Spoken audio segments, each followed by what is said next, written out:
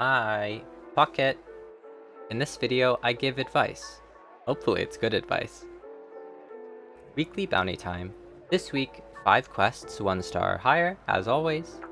3 quests in Wyveria, 5 construct monsters, and 3 tempered monsters 5 star or higher. Construct monsters just means any of the guardians, and thankfully they all spawn in Wyveria, so that's easy enough. All that means is resting in Wyveria until a guardian shows up, ideally tempered, and we can take most of these out all at once. After resting, I found a tempered guardian Fulgur Anjanath and set out. Now, about that advice. I've played a lot of games in my time, mostly single player. I've played plenty of League of Legends, Heroes of the Storm, Dota 2, Overwatch 2, Hollow Knight, Final Fantasy XIV, and tons of Monster Hunter. I've dabbled in a few gachas, Honkai Star Rail right now, done plenty of karate, and I've had a few jobs, working at warehouses, at grocery stores, and doing laundry. In all aspects of my life, I've always found people who are driven to seek out certain badges of accomplishment, whether it's in their hobbies or the workplace, and I don't think that's inherently a bad thing. It's awesome to have a way to mark your affinity, like a trophy to show how hard you've worked. In gaming, people want to be able to say, I'm Challenger, I'm Radiant, I'm Grandmaster. Whatever the highest rank is. If you mention that you do karate, the first question is what color your belt is, or if you've gotten into a fight before. At jobs, if someone's a manager, a supervisor, a trainer, they don't simply state, I work at Wendy's, they say, I'm a manager at Wendy's. And if they don't, most people will assume that I work at Wendy's is actually short for I'm a pawn at Wendy's. For the sake of translating your proficiency with something to strangers in an effective way, I think that these ranks and badges can be a valuable tool. But past that, I don't particularly like them. And I think my reasoning for that comes in part from the assumption. The assumption that if you don't state your rank, it means something shameful. I don't like this. Most of all because these ranks are broadly true, but not infallible. I'll give an example. I used to play a lot of Overwatch 2. Not so much now. I mostly prefer other games, but it can be fun on occasion. In that game, I always play Moira.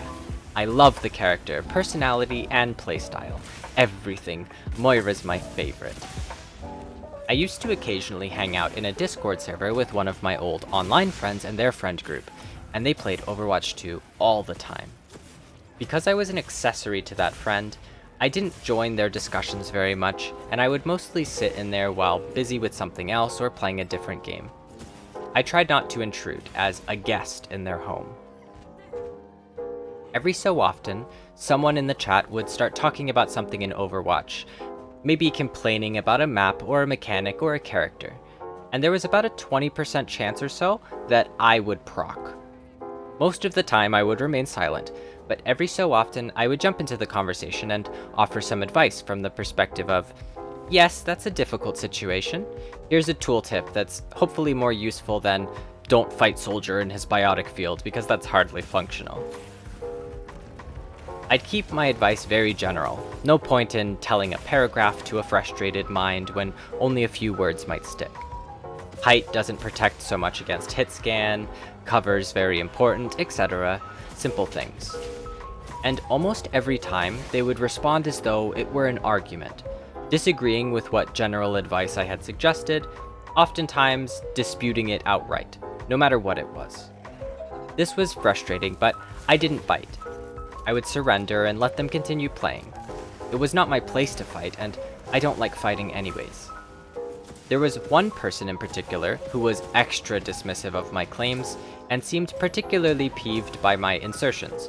We'll call them Orlando. Because of this, I stopped giving my 2 cents, and that 20% proc chance of my input became a big 0. Eventually, in my silence, a few of them asked if I wanted to play too, and I said, sure, I'll go a few rounds, why not? Alas, I was not ranked yet. I don't usually play ranked matches too much, so My joining of their game would have to be reserved for after I played a few games and settled at my rank. After my solo expedition through a few dozen ranked games, I settled at Masters 3, far higher than my bronze and silver friends. Far enough that even the game would not allow me to play with them. If I wanted to play, I would have to switch off Moira, my joy, my dear, my fun.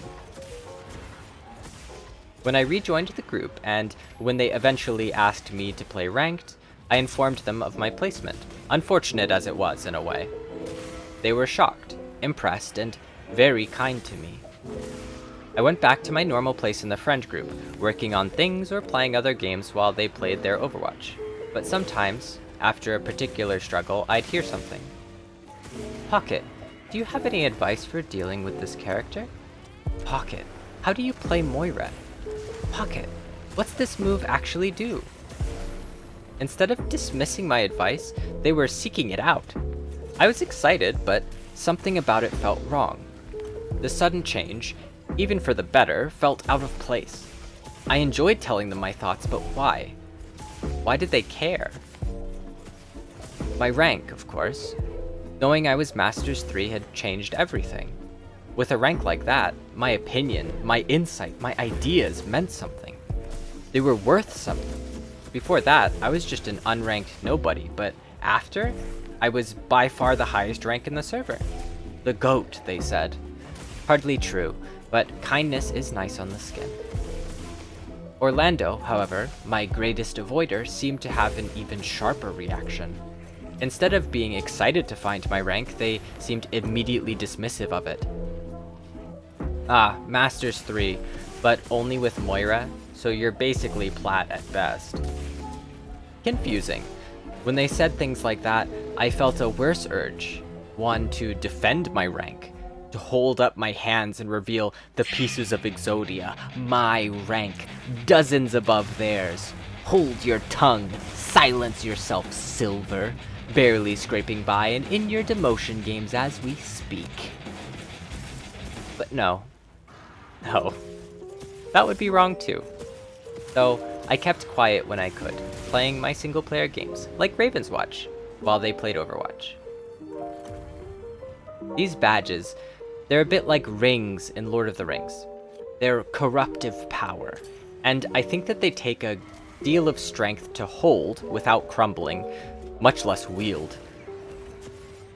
Part of that is why, at the start of this video, I listed the things I do, that I've done, but without my ranks. I don't like that second part of the test, and I know some people will have thought it immediately. League of Legends, Karate, Final Fantasy XIV? Cool, but what rank? What's your DPS? But are you actually good at those things, or do you just do them? And if my answer to those questions aren't good enough, will you stop listening to me? Will you stop caring?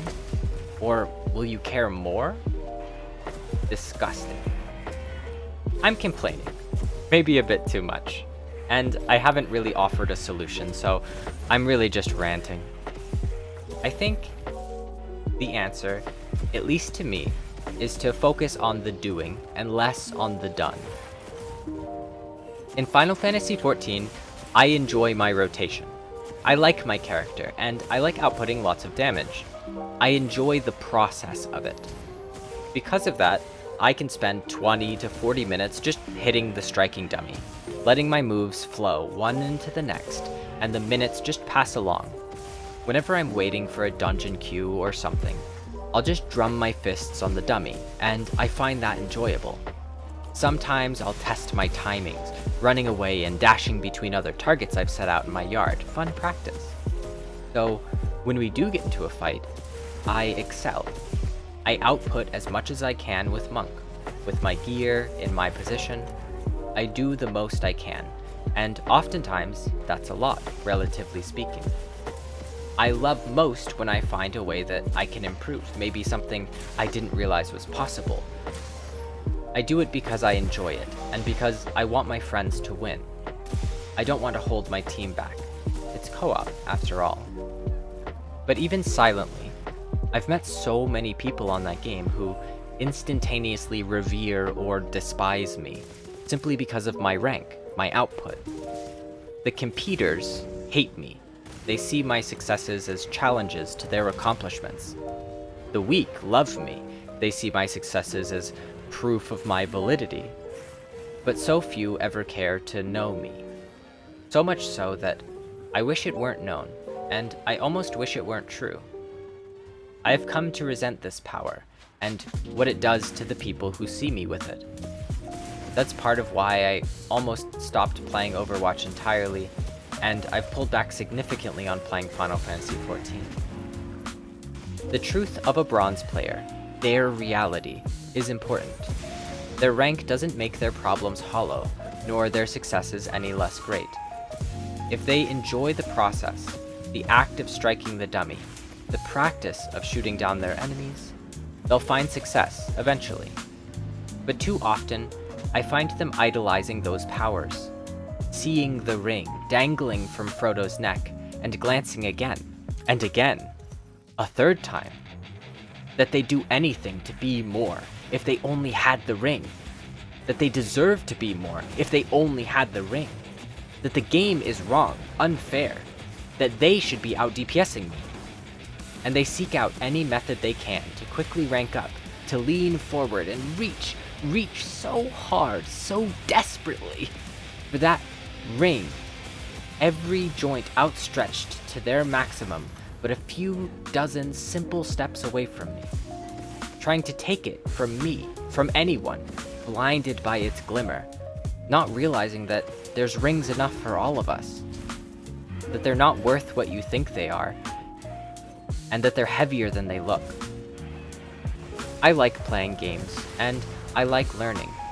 Because of this, I tend to do pretty good. I could really care less if I do amazing, but I probably will at least a time or two. But not because I'm trying to, but because I enjoy the process, and I like learning. I might reach the top, and that'd be fun. That'd be pretty cool. But I don't mind if I don't. And if you want to, and if you do, that will be so cool. I'd love to watch it. To watch you climb to greatness, and to learn from your techniques. Maybe you could learn a few from me too, and we'd both get better, enjoying the process, like ice climbers and Smash Bros tossing a rope down to the other for an upbeat. No ego, no resentment, no reverence, no ranks polluting our waters. Just a pair of gamers gaming. A pair of karateka, training together in the dojo, becoming stronger every day. It doesn't matter who we've fought, the gods we've slain, the belts we wear, which of us is truly stronger than the other. It's about discipline, karate taught me, how we treat people. So if you want to be the best, and you don't make it, I wouldn't, not for a second, think less of you. Win or lose, we're side by side, all of us in this game of life. It's not worth leaving people behind. I won't. So, let's get going, yeah? Let's get good, as they say. After hunting my tempered guardian Fulgur Anjnath, holy heavens, please why is that name 4 entire words long? I only needed one more high rank construct. And thankfully, there's an event going on for a cool scarf right now to hunt a guardian Fulgur Anjnath. Okay, it's GF Anja from now on. The event quest was perfect to finish it off. Once that was done, I headed back to the Bounty Cat and turned everything in. More weekly goodies for the goodie vault. Yum yum, thank you! I hope you enjoyed this video. More ranty than my other ones, but hopefully that's okay. Maybe one day I'll make a video playing one of those other games I mentioned. Overwatch, or Final Fantasy, or even League of Legends, but gosh, it's been years, I'm be horribly rusty at League.